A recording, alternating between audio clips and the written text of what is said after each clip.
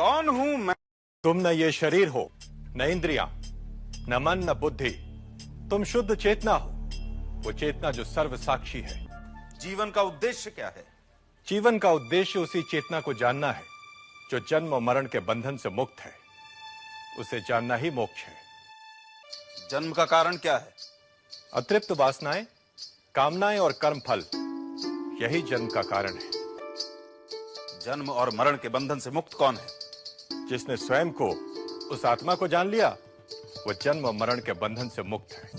संसार में दुख क्यों है? लालच, स्वार्थ, भय संसार के दुख के कारण है।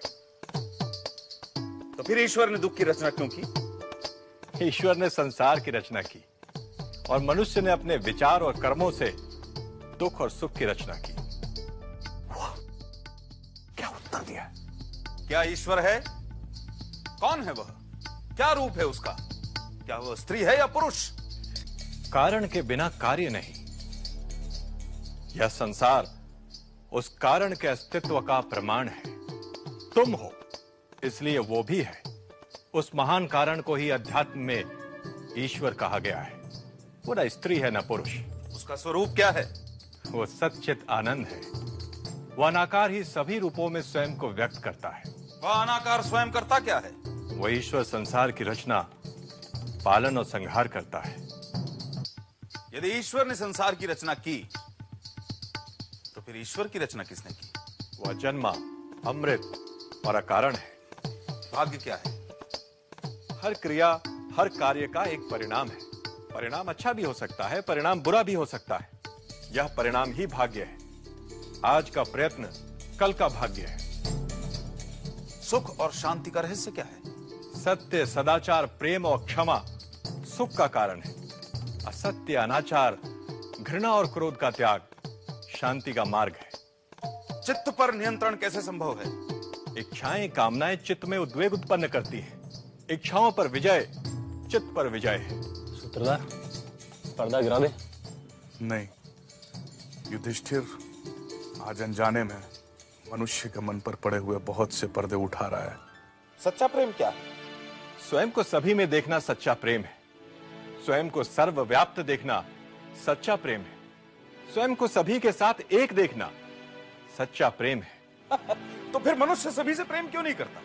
जो स्वयं को सभी में नहीं देख सकता, वह सभी से प्रेम नहीं कर सकता। तो आसक्ति क्या है? प्रेम में मांग, अपेक्षा, अधिकार, आसक्ति है। बुद्धिमान कौन है? जिसके पास विवेक है। नशा क्या है? आसक्ति। चोर कौन है? इंद्रियों के आकर्षण जो इंद्रियों को हर लेते हैं, चोर है। जागते हुए भी सोया कौन है? जो आत्मा को नहीं जानता, वो जागते हुए भी सोया है। कमल के पत्ते पर पड़े जल की तरह अस्थाई क्या है? यौवन, धन और जीवन। नर्क क्या है? इंद्रियों की दास्ता नर्क है। मुक्ति क्या है? अनासक्ति ही मुक्ति है। दुर्भाग्य का कारण क्या है? मद और अहंकार। सौभाग्य का कारण क्या है? सत्संग और सबके प्रति मैत्री भाव। सारे दुखों का नाश कौन कर सकता है? जो सब छोड़ने को तैयार हो। मृत्यु पर्यंत यातना कौन देता है?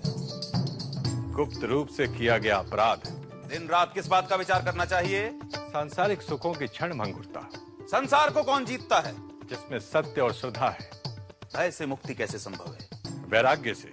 मुक्त कौन है? जो अज्ञान से परे है। अज्ञान क्या है? आत्मज्ञान का अभाव ही अज्ञान है। दुखों से मुक्त कौन है? जो कभी क्रोध नहीं करता। वह क्या है जो अस्तित्व में है भी और नहीं भी? माया। माया क्या है? नाम और रूपधारी नाशवान जगत।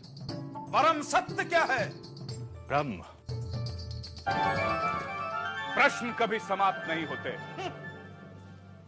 पर ये वे मूलभूत प्रश्न हैं जो हर विद्यार्थी को अपने आचार्य से करने चाहिए, क्योंकि प्रश्न ही उत्तर के द्वार खटखटाता है। प्रश्न ही उपलब्धि द्वार है।